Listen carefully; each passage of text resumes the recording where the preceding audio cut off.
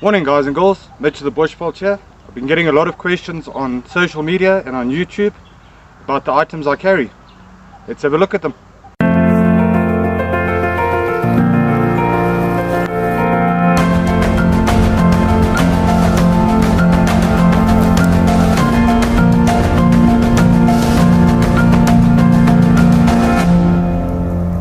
So a while back I started getting interested in more traditional style bushcraft. Little did I know how much of a rabbit hole it really is. So I've taken components from all around the world, put them together into a kit that works for me. Let's have a look at the different parts. The item I get asked a lot of questions about is my ostrich egg water container. This was traditionally carried by the same people here from South Africa for thousands and thousands of years. They even used to bury it in the sand to keep the water nice and cool. A lot of people have asked me, aren't you worried that it's going to break? An ostrich egg, when it's full, can take the weight of a small child. So they are incredibly strong. This particular one holds about 1.4 liters, keeps my water nice and cool, and it's a bit of South African history. So following on from my ostrich egg, the other two containers I carry is my South African ceramic billy can. Used this thing countless times. Absolute tank. The other thing I carry is a good old cookser. This is a commercially made one. I just love the feel in my hand when I'm drinking my coffee in the morning. When it comes to more traditional style cordage, I generally carry some jute twine with me. Strong enough for my needs. I can make extra rope for it, like what I've used for my strap for my ostrich egg container. I also carry waxed jute twine, which obviously makes it waterproof, makes it last a little bit longer. The nice thing about these items, if I do leave them out in the bush, they'll just biodegrade and there'll be no sign of it ever being there. So when it comes to cutting implements, I like the Tomahawk. This one was made by a local bladesmith and a personal friend of mine, Sean Softly. It's high carbon steel, so it's going to keep an edge for a really long time. I can strike the edge of it with a rock to use it as a flint and steel. And if I break the handle out in the bush, it's very easy for me to replace it. When it comes to knives, I prefer a fixed blade knife. For ages I carried a good old Mora. I got it in a leather sheath that I picked up local flea market. It was about $100. Great little knife. Occasionally I carry this big bad boy, something I made myself.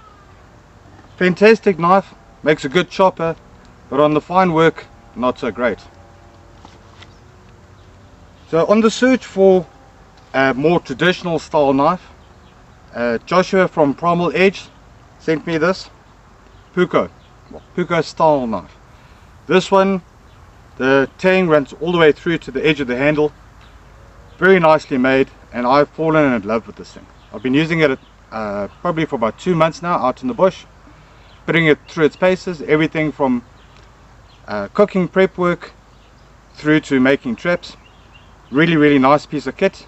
Very impressed with it. It's a stainless steel blade, so I don't need to worry about it rusting.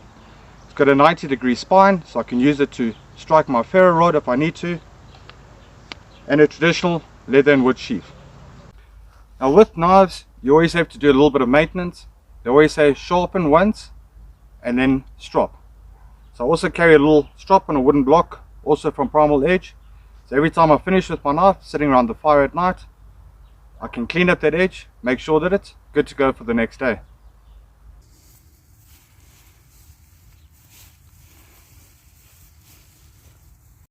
Now when it comes to making a fire, one of my favorite ways of making it is with a good old flint and steel. This I picked up from Force Survival, comes in this little leather pouch. As a backup to that, I've got a little ferro rod. In combination with that, I carry a little steel tin. That inside, I've got a magnifying glass. It's a 5 times. And of course, some char cloth to make a fire. Last but not least, I need a way to be able to carry all my gear. For that, I use a Roycroft backpack frame. Multi-purpose, carrying it with rope that I made myself out of the Jute Twine. Okay, multi-purpose, I can use this for carrying all my gear, and I can also use it for carrying firewood. I can easily remake it out in the bush if I need to. So far, this one's been holding up beautifully. Well guys, that's just some of the kit that I carry that you guys like to ask questions about. I'm going to be using all of this gear at the end of February, where I'm going out to a game farm. Going to be spending about 48 hours in the bush there, in leopard territory, purely with traditional gear. Stay tuned for that one. Don't forget to like and subscribe. I'm Mitch the Bushveld. Catch you on the next one.